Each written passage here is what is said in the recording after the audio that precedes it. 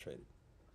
They want the international community to shine a spotlight on human rights abuses wherever they're being committed, and to bring the same urgency to stopping abuses and holding perpetrators accountable. The United States shares that goal. This report is just one of the ways that we're working to achieve it. It contains individual chapters on nearly 200 countries and territories, each of which offers factual, objective, and thorough accounting of their records on internationally recognized human rights. Whether a country is a friend or one with which we have real differences, the measuring stick we apply is the same. That reflects a core principle of human rights. They're universal. People of every nationality, race, gender, disability, and age are entitled to these rights, no matter what they believe, whom they love, or any other characteristics. This is especially important as a number of governments continue to claim falsely that human rights need to be applied based on the local context.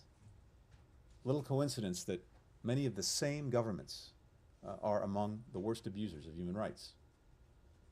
The universal nature of human rights also means that we have to hold ourselves accountable to the same standards.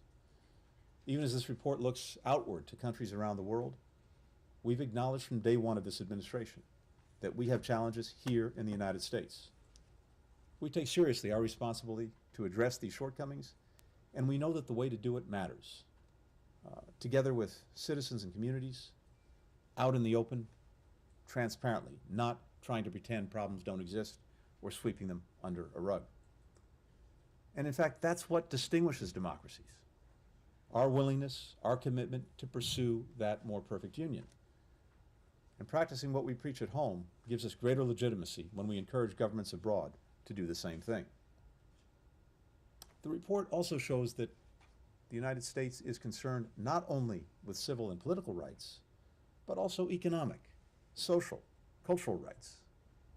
That means, for example, affirming that promoting access to education and health services, including for reproductive health, is just as critical to advancing human rights as defending freedom of expression and assembly. These interconnected rights are critical to ensuring individuals can reach their full potential, and they're critical to sustaining healthy democracies. So with that context, let me highlight some of the most alarming findings of the report, which I want to emphasize covers the events of 2021. Governments are growing more brazen in reaching across borders to threaten and attack critics. To give just a few examples, over the last year alone, Iranian intelligence agents plotted to kidnap an Iranian-American journalist from her home in Brooklyn. The Assad regime threatened Syrians who were cooperating with efforts in Germany's courts to prosecute former officials for atrocities. The Lukashenko regime in Belarus forcibly diverted an international commercial flight to arrest an independent journalist. Governments are locking up more critics at home. Today, more than 1 million political prisoners are being held in over 65 countries. They include more than 600 people unjustly imprisoned in Cuba for taking part in peaceful protests last July. Countless Russian anti-corruption activists and opposition leaders, including Alexei Navalny, opposition presidential candidates in Benin, and Egyptian advocates like human rights lawyer Mohammed al-Bakr.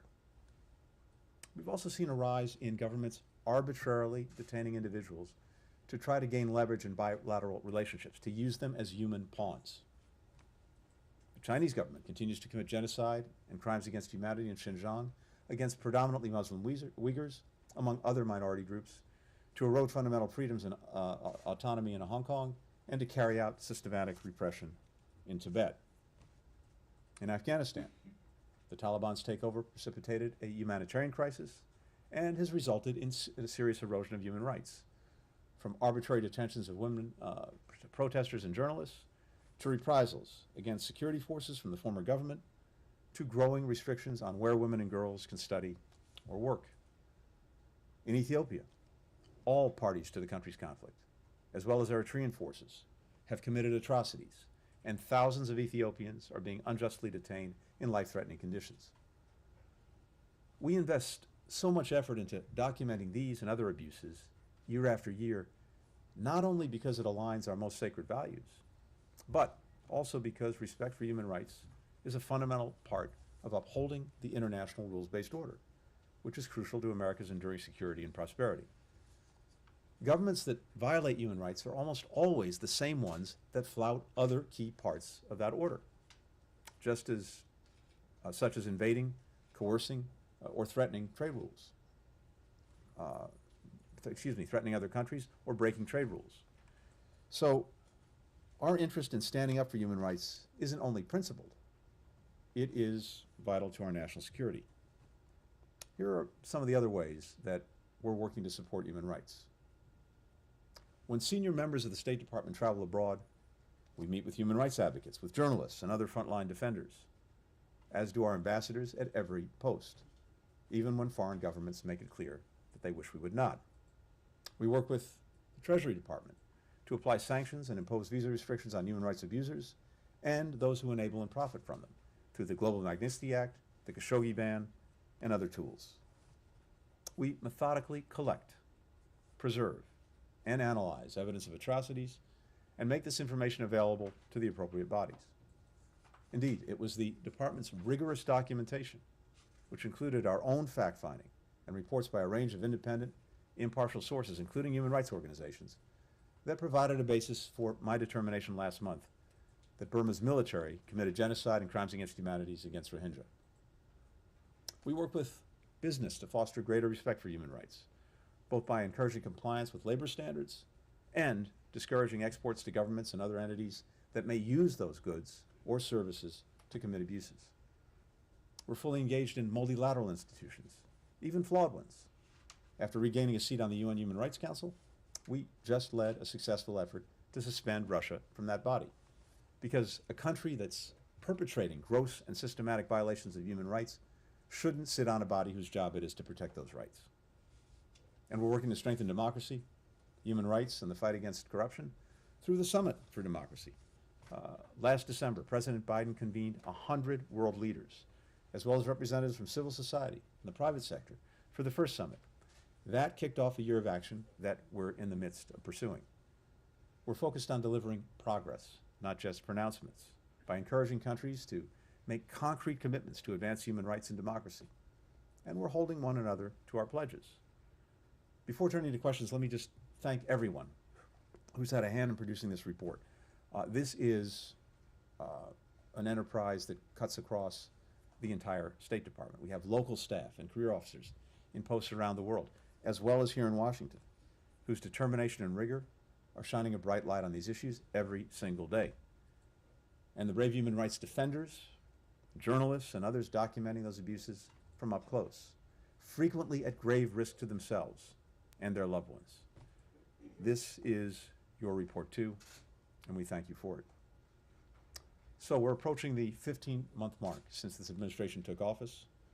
We still don't have a confirmed Assistant Secretary for the Bureau of Democracy, Human Rights, and Labor. Outstanding career officers have stepped up to lead a devoted DRL team that carries this mission forward. And I want to thank you, Lisa, in particular, for exceptional service and stewardship in this time. But for the United States to be the best possible advocate of human rights and democracy worldwide, we need a Senate-confirmed Assistant Secretary. We have a highly qualified nominee for this position, Sarah Margon. I urge the Senate Foreign Relations Committee to allow her nomination to move forward soon. With that, happy to start taking some questions, and then I'll turn it over to Lisa.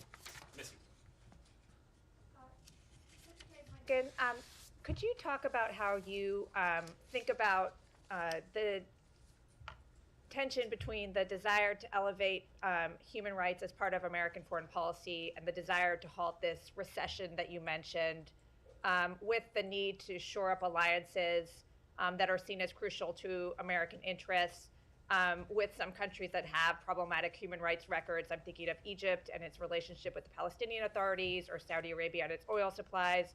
How do you think about that tension, and how do you respond to the criticism that the United States is implicitly condoning abuses by those governments? So this is not a new tension.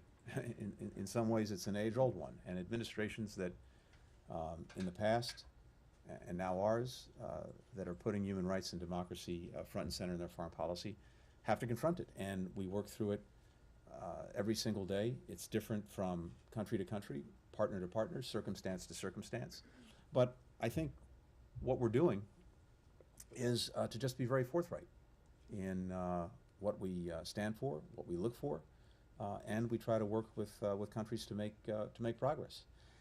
And again, this varies from place to place, but we're not holding back in what we're saying. We're not holding back in what we're trying to do, but we also are looking carefully to determine how we think we can be most effective in advancing the ball, and whether that is focusing in public on some of the concerns, shortcomings, problems that we're seeing, whether that's pushing people in private. We have to make that judgment in each and every case. Having said that, this report, a public report, is very clear about the issues, challenges, concerns we have across the world with nearly 200 countries. And as I said before, it doesn't distinguish between friend and foe.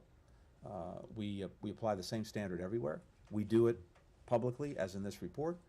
We do it publicly often when I have an opportunity to speak, including in the countries that we're visiting where we have concerns. But again, part of this is making determinations on how we think we can be most effective. And in most cases, this is a process. It's not flipping a switch. We don't expect that things will change from one day to the other. It's the result of sustained engagement and trying to move partners along. Finally, I'd just say that I think we have, in a way, added credibility precisely because when it comes to our own shortcomings at home, we're not dodging them, we're not ignoring them, we're not denying them. We're confronting them directly, and in so doing, we strengthen our position, we strengthen our voice in advancing rights. But again, this is a process. It's not something that happens from one day to the next. We're engaged in it. Let's see where we are over the coming years and the progress that we make in individual places. Francesca. Thank you, Mr. Secretary. You were mentioning the situation in Ukraine. Have you made an assessment of any alleged use of chemical agents or weapons in Ukraine? And how credible would you say the reports coming from the Mariupol era are? Or do you have any intelligence about any imminent use of chemical weapons? So when it comes to the reports you're referring to, we're not in a position to confirm anything. I don't think the Ukrainians are either.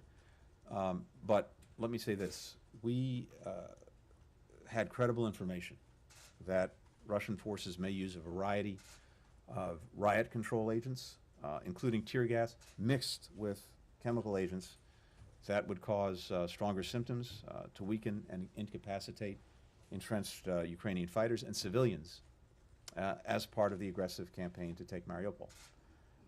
We share that information with Ukraine as well as with other partners, and we're in direct conversation with partners to try to determine what actually has happened. So this is a real concern. It's a concern that we had from before the aggression started. I think I pointed to the possibility that these kinds of weapons would be used, and it's something that we're very, very focused on. Thank you, Mr. Secretary. All right, Lisa, over to you. Thanks, folks. See you later. Can you speak about Russia more Thank you. specifically in the opposition? Thanks, Andrea.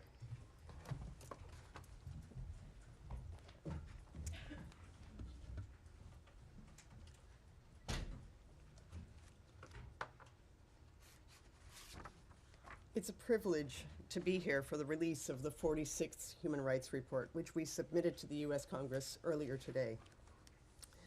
For nearly 5 decades, the United States has issued the country reports on human rights practices, addressing the status of internationally recognized human rights in all countries that are members of the United Nations. The annual Human Rights Report includes 198 reports on individual countries and territories and provides an objective record of whether and how human rights and fundamental freedoms are protected by law and in practice around the world. The individual reports draw on information from a range of governmental, non-governmental, and media sources. The Bureau of Democracy, Human Rights, and Labor, which I currently lead, is at the forefront of preparing these reports, along with colleagues across the department and our embassies in the field. And I'm proud to note that this June we will mark our 45th anniversary. In 1977, the Carter administration oversaw the establishment of what is now the DRL Bureau, with the mission of advancing individual liberty and democratic freedoms around the world and upholding the truth enshrined in the Universal Declaration of Human Rights, that all individuals are born equal in dignity and rights.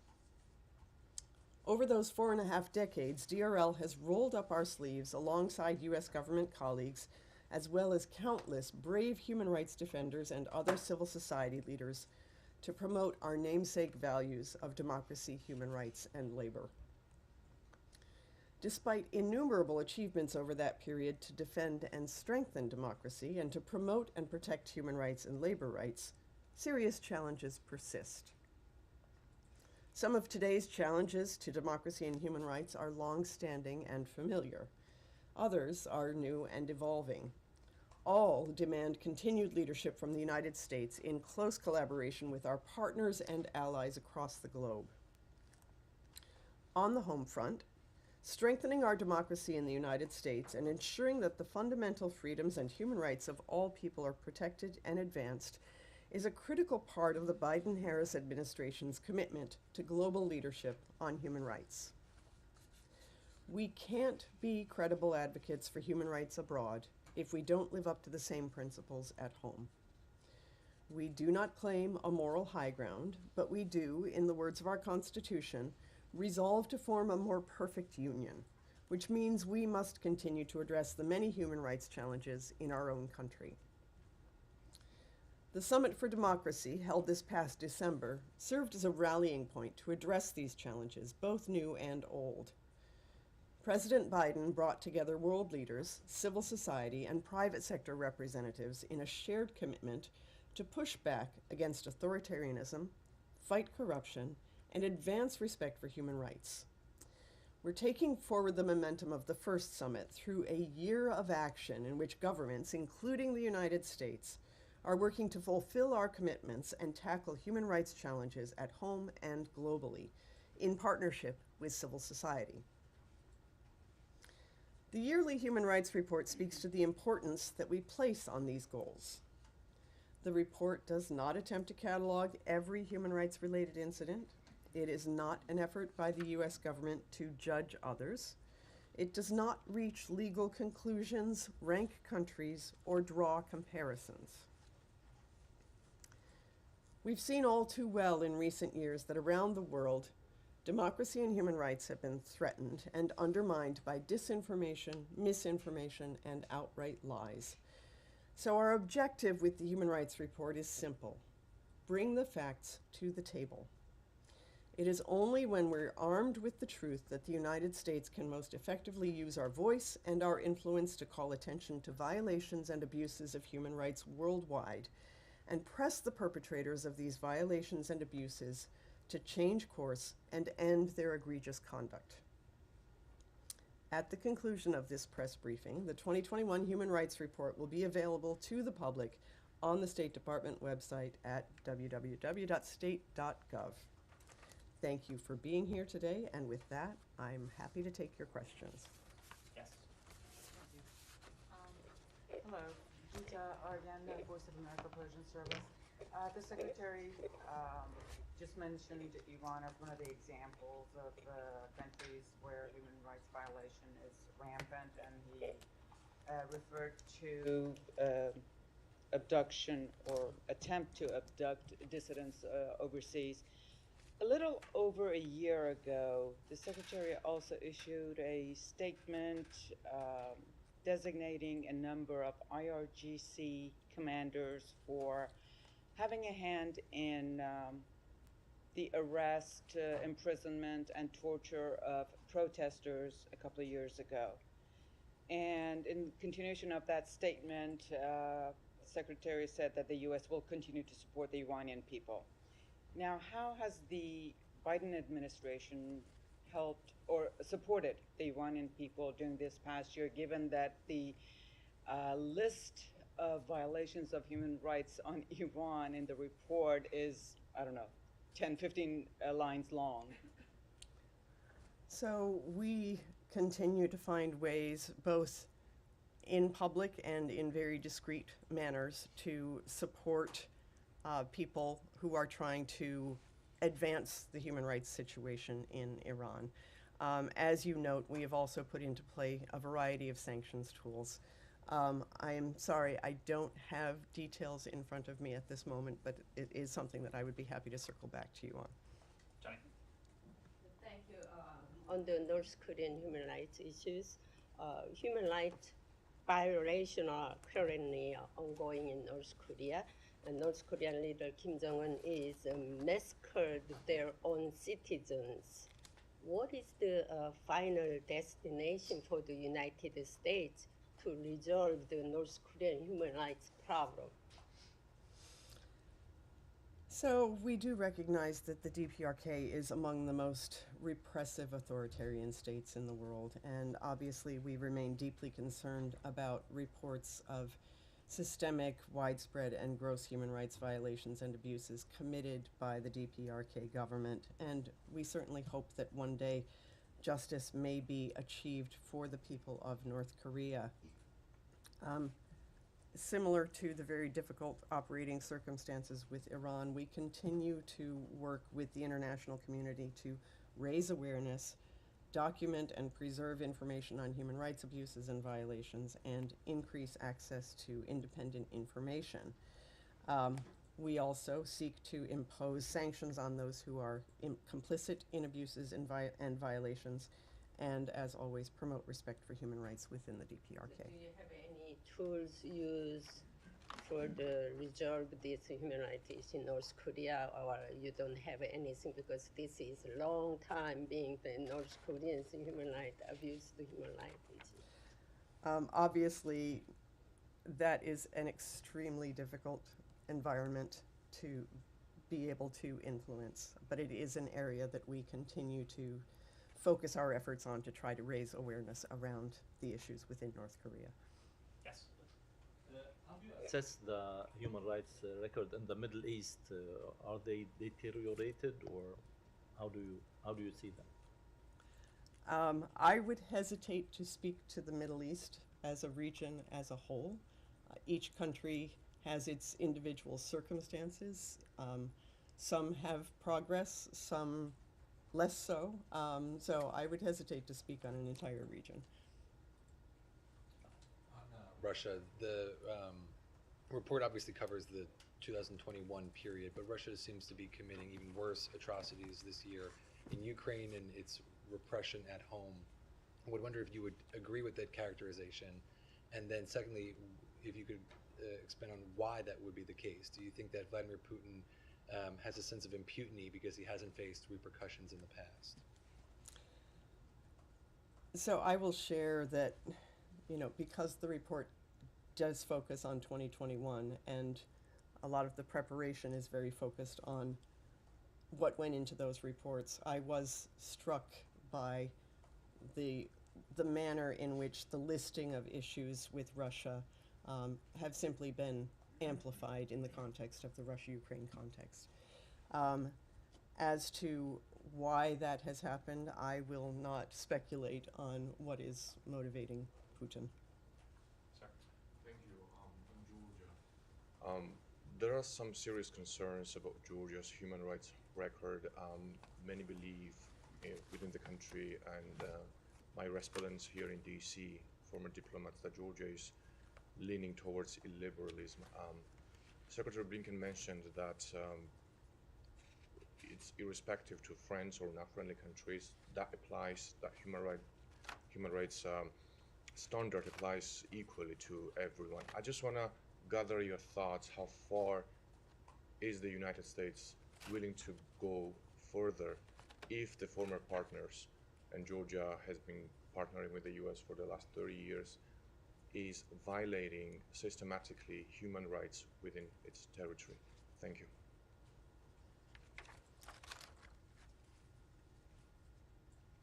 So clearly we do have a list of human rights concerns with Georgia. I will also note that we have been following actions such as the October elections. And there, while those were characterized as candidates generally being able to campaign freely, but there were observations from OSCE observers that the competitive environment was marred by widespread and consistent allegations of intimidation. I do think that this is an appropriate example of how we do see problems in countries, and we use the human rights reports to analyze and understand those problems. But in understanding and analyzing, we try to find ways to move forward. And as long as there is opportunity for engagement with a government, we will continue to engage on those human rights issues. Hi, thank you. I know that the report covers last year, but I just wanted to ask you something a little bit more contemporary. There has been a lot of reporting, an increase in reporting of accounts of rape and sexual violence from Ukraine. UN human rights monitors are seeking to verify these allegations of sexual violence by Russian forces.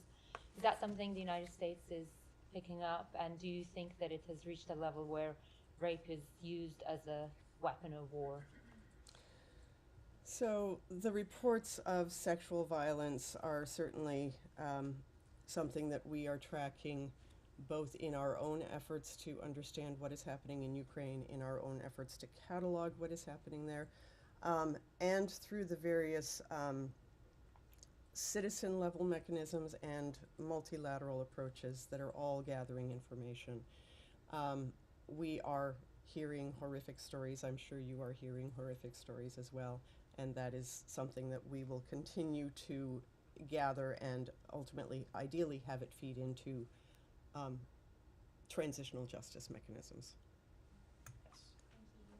Following up a bit on that as well, sorry to bring it back to Ukraine, there's also been a claim by the Ukraine's UN ambassador that Russia has taken more than 121,000 children out of Ukraine and is reportedly drafting a bill to simplify and accelerate adoption procedures for orphans. This is something obviously coming from the Ukrainian side. Is this something that the US is also tracking and looking into in terms of the kind of behavior that is being reported by the Ukrainians? This is certainly something that we have heard about. This is something that we will continue to try to learn more about and try to determine what action may be possible. Final question? Yes. Yes. These reports every year include a lot of details about LGBTQ rights abroad, and I'm just wondering if you have any thoughts about folks who might be critical of that in the context of what's happening here in the United States with bills like the Don't Say Gay bill in Florida, efforts to discriminate against transgender folks, et cetera. Any thoughts on that point? So, this will not be the first issue on which people will say, well, what about your own country? I do think, again, within the framing of the Summit for Democracy and the approach that this administration has taken, we're not trying to pretend that these are not issues that we are grappling with here in the United States. This report, because it is very clearly focused on the rest of the world, we do dig in on other countries. We do not have a mandate to do a report on our own circumstances. Final question, Andrea. Any comment on Russia's arrest of Kara-Murza just hours after he appeared on 2 American networks from Moscow speaking out against the Russian war? I would speak in general about Russia's further crackdown on freedom of information, freedom of expression in Russia in the context of the Ukraine conflict. This was space that they were closing even before the conflict started. Their efforts to close down that space have simply grown exponentially since the start of the conflict, and we would want to see that space reopened so that Russians can understand what is happening within their neighborhood and what their government is doing. Thank you very much. Secretary Reed. See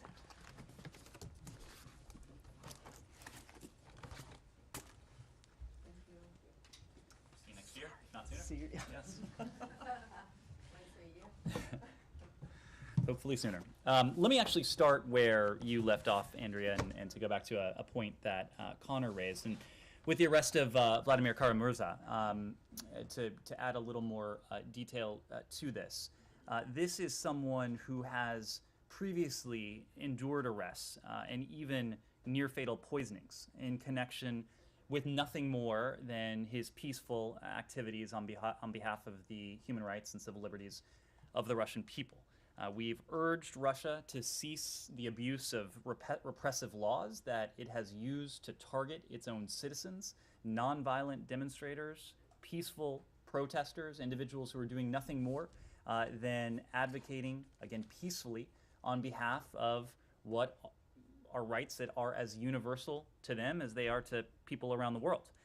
The Russian people, and this is the key point, like people everywhere, have the right to speak freely, to form peaceful associations, to exercise their freedom of expression, and to have their voices heard through free and fair elections.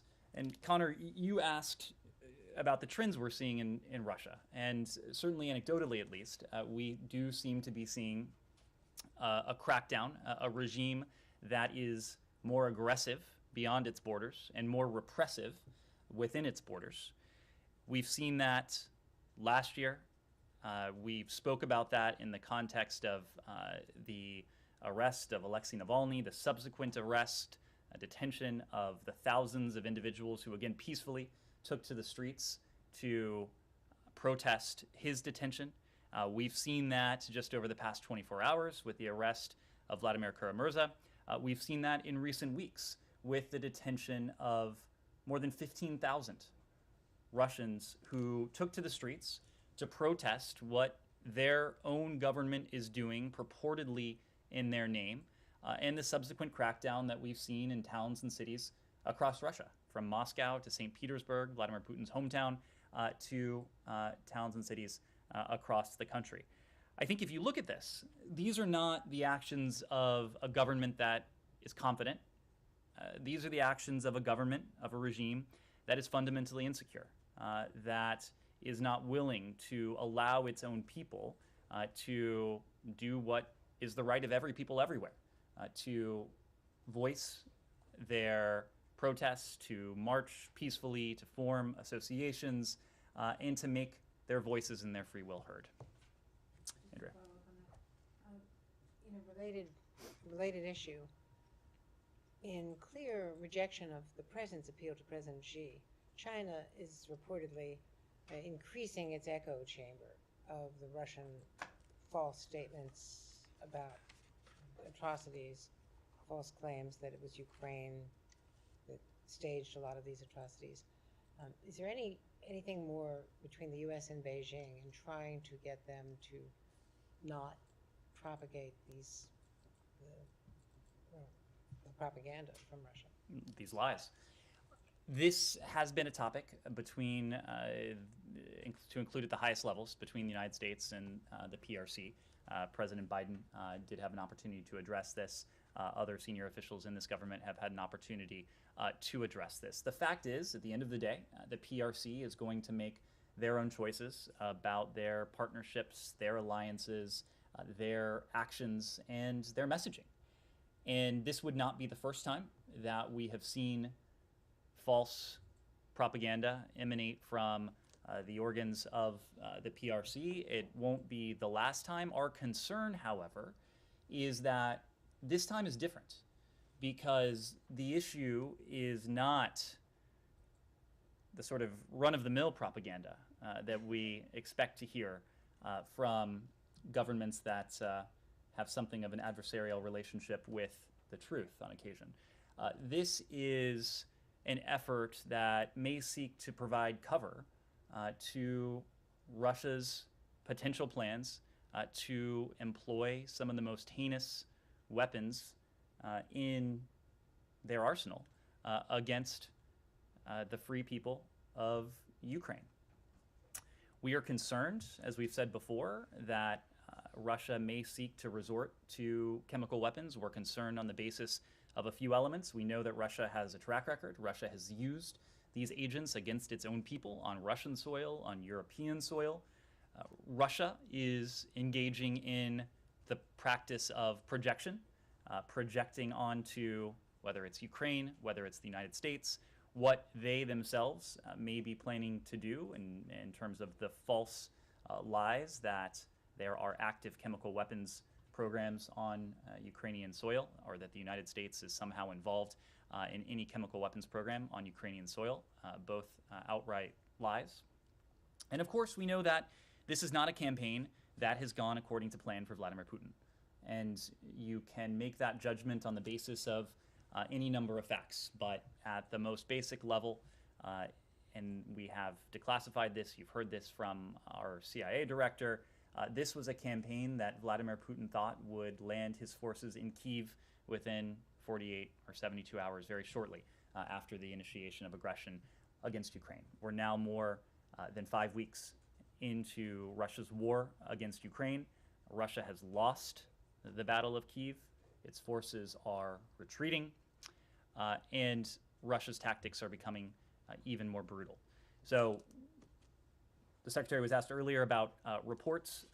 We're not in a position to confirm anything at this time, but we've long voiced our concern, and long voiced our concern that any government would seek to lend any degree of credibility to what appear to be nothing more than outright lies, seeking to cover, obfuscate what Russia may be planning to do in terms of the employment of chemical weapons.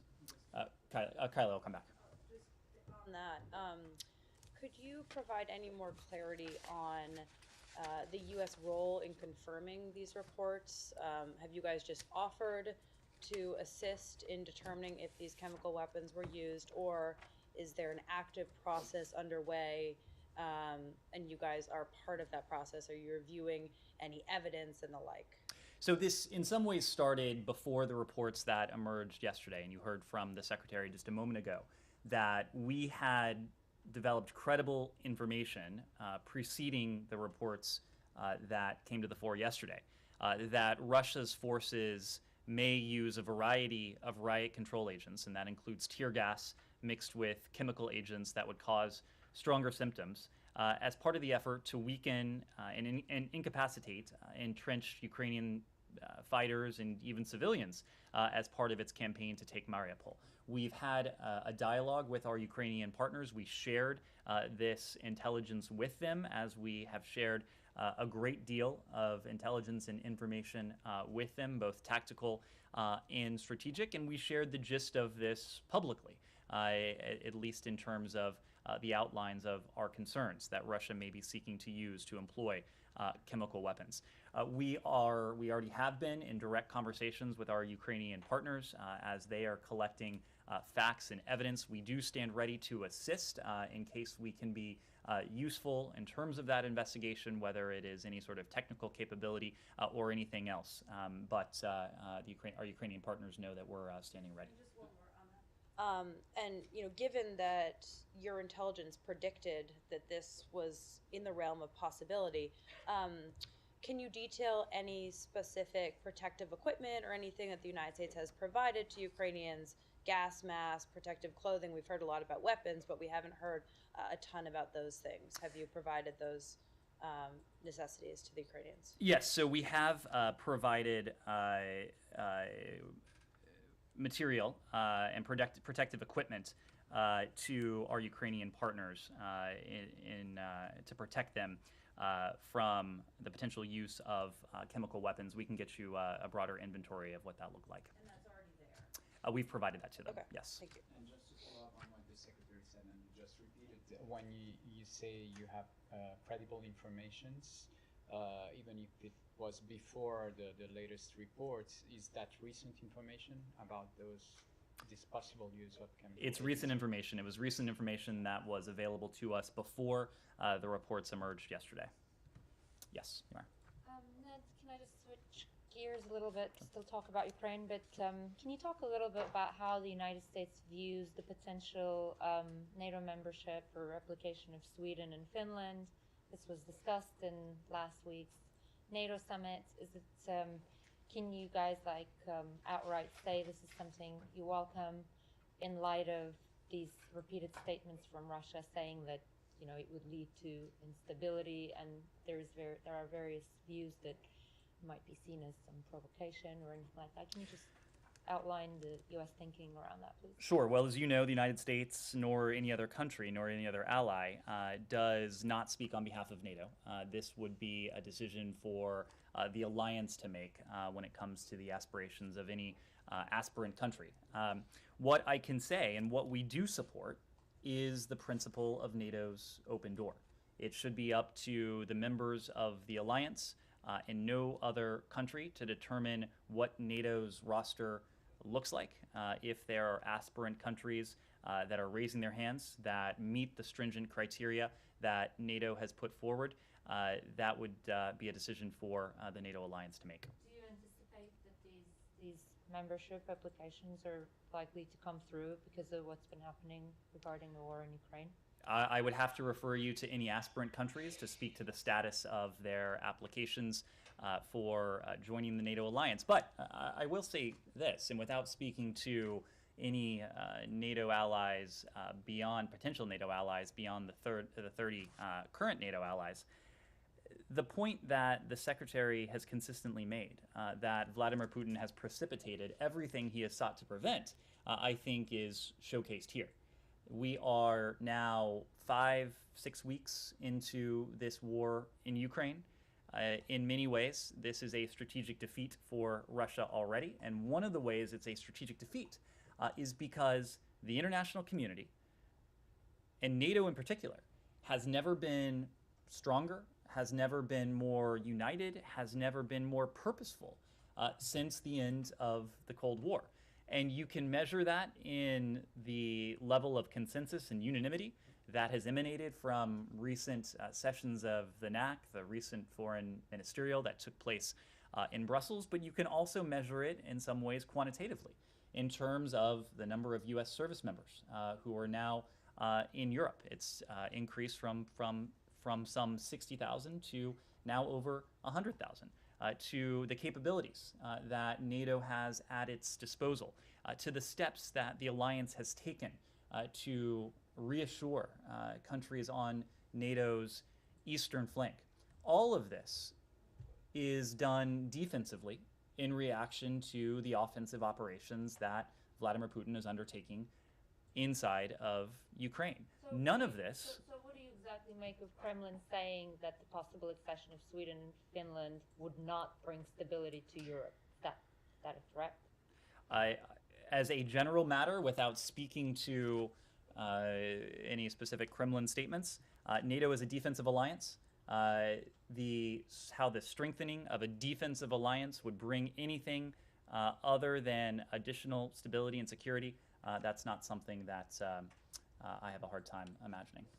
Yes. Speaking of alliances with NATO and all the work that this administration has done in the lead up to this conflict, there's a very important presidential election going on in France. How concerned is the US about the possibility of Marine Le Pen becoming the leader of a country like France, who you've obviously worked very hard with in terms of alliances against the Kremlin and displaying unity between the US and Europe? This is a question for the people of France. France is our oldest ally, but this is a question for the French people, and they will exercise their right to vote in the coming days. Yes. Nearly 3 weeks ago now, the administration announced that it would accept up to 100,000 Ukrainian refugees. Can you give us any update on what your plans are to actually do that? Well, this is a question that we are working on right now with colleagues throughout the administration, including in the Department of Homeland Security. The statement that the president made from Warsaw is that the United States would seek to admit up to 100,000 Ukrainians. And so the U.S. RAP program, the U.S. Refugee Admissions Program, is one potential avenue that we would seek to utilize to reach that that number, but there are other programs and authorities that we could potentially use, including programs and authorities that would seek to reunite and reunify families that have been separated because of President Putin's aggression in Ukraine.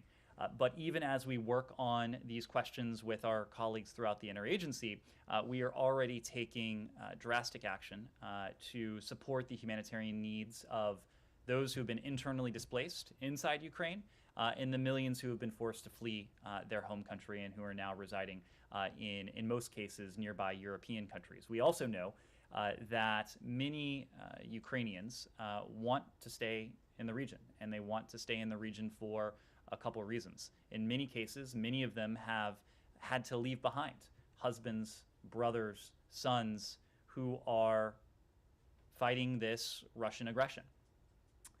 Additionally, there is every hope, and we share this hope, that Ukraine will, before long, once again, be a secure, stable country where Ukrainians can return to. So our goal is, in the near term, to support the humanitarian needs of IDPs inside Ukraine, refugees inside Europe, and then, as appropriate and given the level of demand, to welcome up to 100,000 Ukrainians to the United States using all legal pathways available. But for those who don't want to stay in the region, they would want to come now. And so you don't have anything in place now. You're not taking action right now. There are existing programs, including the U.S. Refugee Admissions Program. There's the Lautenberg. There is the Lautenberg program that is very active right now. There are other potential avenues, and what the president committed to was to accelerate and to expand the scope of our ability to welcome Ukrainians to the United States should they choose to come here. Can I ask just on another Sure. topic on Brittany Griner's case? Do you have any update? Have you tried to make a consular visit and been denied in the last month? And on Trevor Reed, any response to his to the denial of his appeal today? And his statement in court that he's not getting any medicine and or treatment for a broken rib. So when it comes to Brittany Griner, you heard us confirm that an official from our embassy in Moscow had an opportunity to pay her a consular visit on March 23rd, earlier this year.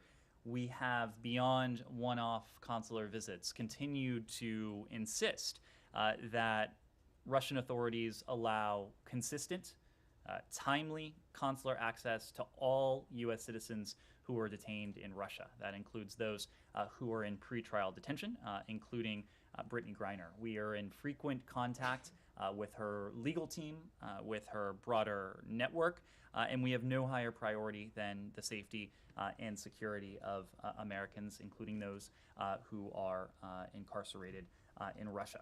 Similarly, with Trevor Reed. The appeals court in Moscow today denied Trevor Reed the justice he deserves by remanding his case to a lower court. As you know, Ambassador Sullivan was in the court earlier today. He was able to talk to Trevor Reed through a camera to briefly ask him about his health, which does remain a concern of ours. The point with Trevor Reed is that he remains in prison for a crime he did not commit. And Ambassador Sullivan noted this earlier today, but the evidence at his trial was so flimsy that spectators and even court personnel laughed during the proceedings. We know that Trevor's health has deteriorated. He is in the hospital in Mordovia. He has exhibited, as you heard today from Ambassador Sullivan, symptoms of tuberculosis. We do believe that he needs urgent treatment to prevent any further deterioration in his medical condition, and we appeal once again to the Russian government to provide a treatment plan and urgent medical care so that his family can be assured that his health needs are being addressed. And above and beyond that, we continue to urge that he be released, given that he is being unjustly held and should be reunited with his family. Johnny. South Korea and Ukraine.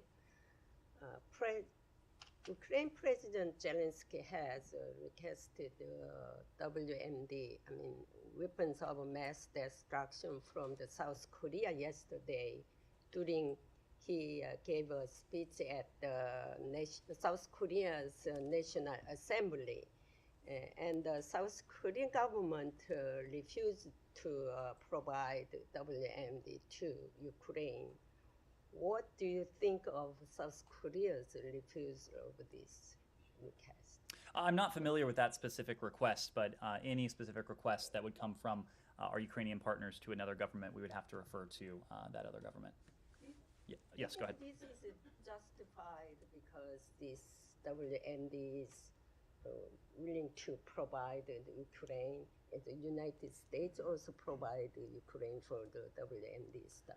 What we and our partners are providing Ukraine is a massive amount of security assistance and precisely what our Ukrainian partners need to defend themselves against Russian aggression. In the case of the United States, we've provided over $2.4 billion worth of security assistance since the start of this administration, about $1.7 billion over the past month alone. If you add in contributions from our partners and allies around the world, more than 30 countries that have provided security assistance to Ukraine since the start of this aggression, that number grows even higher. And I think you can look at the effectiveness of that security assistance through a number of different lenses. As I said before, Russia has lost the Battle of Kyiv. They lost the Battle of Kyiv as a result of the determination, the tenacity, the bravery, and the grit of the Ukrainian people. But what has enabled Ukrainian resistance to this aggression is the massive amount of security assistance that the United States and our partners and allies from around the world have provided.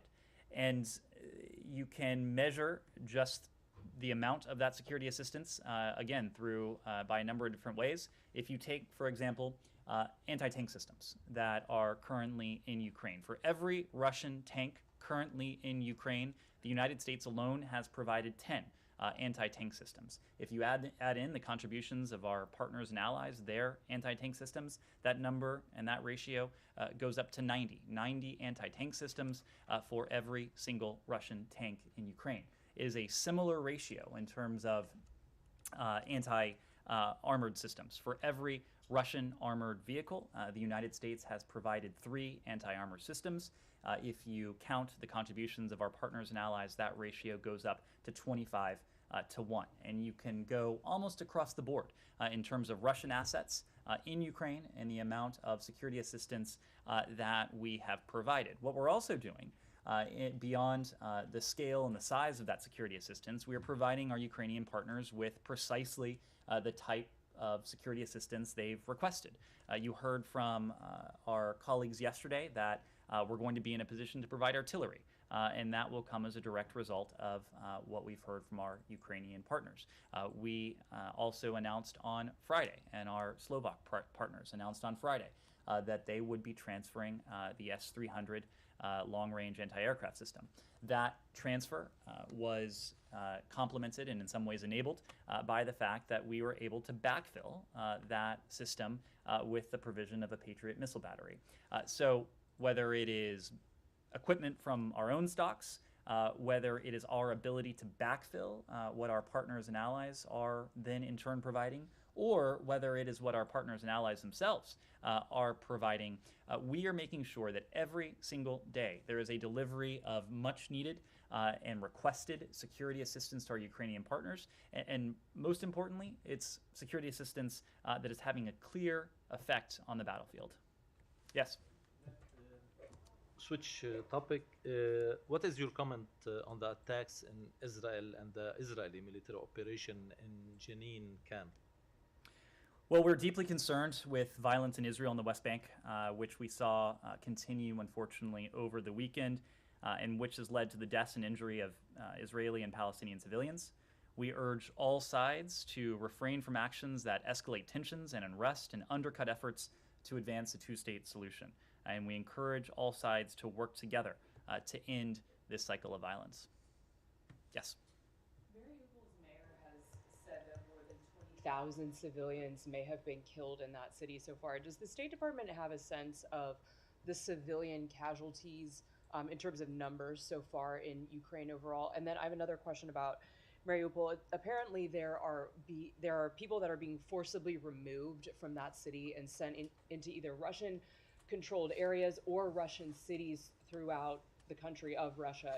Do you know if that's happening? Does the U.S. have any evidence of that happening right now? So in terms of the death toll, we are in a position to attach a figure to that, primarily because the Battle of Mariupol continues.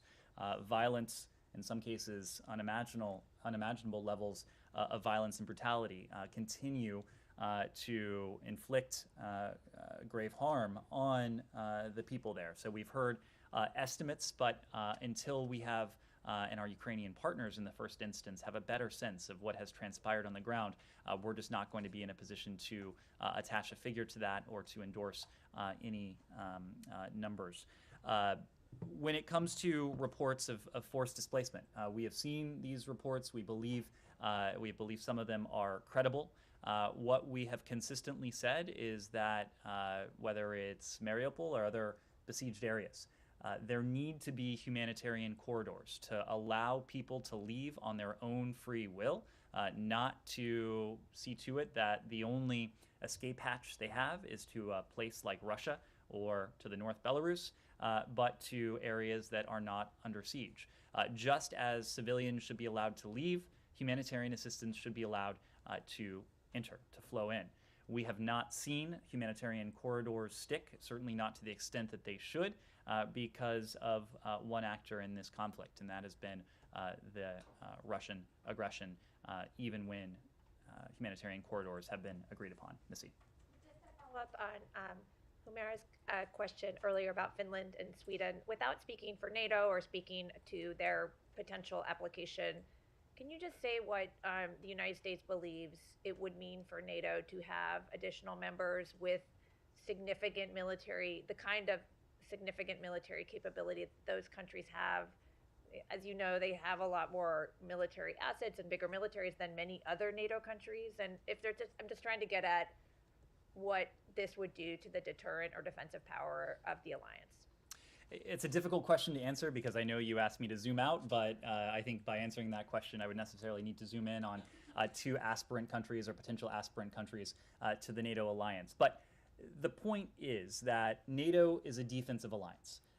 NATO now is more determined, more committed, more purposeful in those defensive aims precisely because we have seen Russia, NATO's neighbor to the east, take aggressive action, take offensive action against countries in the region. There's a concern, of course, that President Putin's aims may not be confined solely to Ukraine. Of course, there are pro-Russia forces in Georgia, and Russia is a country that has meddled in other places as well, certainly to include Moldova.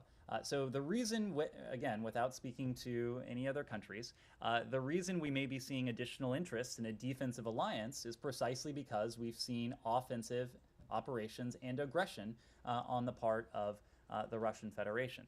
So if there is any cause of increased interest on the NATO alliance, if there is anything that at its core undergirds this sense of purpose, of unity, of determination on the NATO alliance, at the core of that, I think it's fair to say, is Vladimir Putin. One final question? Sure. Can I just ask something about Afghanistan? Does the U.S. have a hard number of how many American citizens are still in the country? How many of those people are trying to leave Afghanistan? And when was the last charter flight to take Americans out of the country? So we have made a commitment, as you know, to U.S. citizens, to lawful permanent residents, to those we have a special commitment to help them relocate from Afghanistan should they choose to do so. Those efforts have been underway since the end of the U.S. military evacuation. The number is close to 1,000 between American citizens, U.S. citizens, and lawful permanent residents who have been directly relocated out of Afghanistan with the assistance of the U.S. government. When it comes to the estimate of U.S. citizens who are still in Afghanistan, that's a number, as you know, that fluctuates because there have been recent we have recently been able to affect the relocation of additional Americans out of Afghanistan, but there are Americans who will raise their hands, having seen the success we've had. So we are in touch with a number of Americans. We're continuing to do everything we can to support their desire to relocate, and we will continue to do that as long as there are Americans who wish to leave the country. Have there been flights that have been able to get out, though, recently? There have been recent flights. Do you have the number of people who are in third countries still trying to get into the States? These are non-American citizens. I think we can get you those numbers. On Shanghai and the Consul General closing, can you Sure. speak to the decision and particularly that it was based around the COVID restrictions, or do you view them? China says that they're based in science. Do you view them as onerous, as severe, as a violation of folks' freedom of movement or anything like that? Well, as you alluded to, Connor, we did yesterday order the departure of non-emergency U.S. government personnel and family members from our Consulate General in Shanghai due to two things. One, the ongoing COVID-19 outbreak in Shanghai, but also the restrictions related to the PRC's response to that outbreak. We previously were on authorized departure, and the move to ordered departure means that we are now mandating that all family members and certain employees depart Shanghai rather than making this relocation decision voluntary. This reflects at its core our assessment that it is best for our employees and their families to temporarily reduce in-country staffing as we deal with changing circumstances on the ground. There are commercial flights. We expect our employees and their family members will be able to depart Shanghai in the coming days on commercial flights. Ambassador Burns and other Department of Mission officials have consistently raised our concerns about the safety and welfare of U.S. citizens with PRC officials, including in the context of the PRC's COVID restrictions. We've informed the government of the PRC about our ordered departure. And even as we draw down our staff at the Consulate General in Shanghai, we continue to provide support to our U.S. citizen community throughout the PRC. We've adjusted staffing throughout the mission to respond to the surge in demand for emergency citizen services, including by standing up a team at the U.S. Embassy in Beijing to provide supplemental support to Consulate General Shanghai. And where conditions permit, routine U.S. citizen and visa services remain open to the public, and facilities at the U.S. Consulate General in Shanghai will reopen to the public as soon as possible. So just to be clear, though, do you view these restrictions as too severe? Well, we have moved from authorized departure to ordered departure because of the scale of the COVID-19 pandemic and the restrictions that have been placed by PRC authorities on people in Shanghai, including our diplomats and their families. Thank you all very much.